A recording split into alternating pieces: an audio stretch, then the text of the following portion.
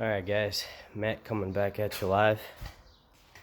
So I figured out what the tremble in the wheel was for my wife's Volvo. And it looks like it wasn't the front, it was actually the back. As you can see here, this is the new rotor, but this is the old guy. Some serious gouging and stuff in the rotor. Luckily I got myself some new parking brakes because these are shot. So I'll put those on. Here's the old pads. I mean,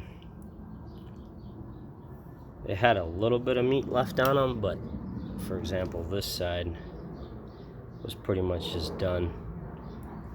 So I'm gonna clean this up here. Take apart the parking brake, which is these little clips here. 1, 2, and then you just have a couple springs. You're pretty much home free. But yeah, should fix the ordeal here. More to follow.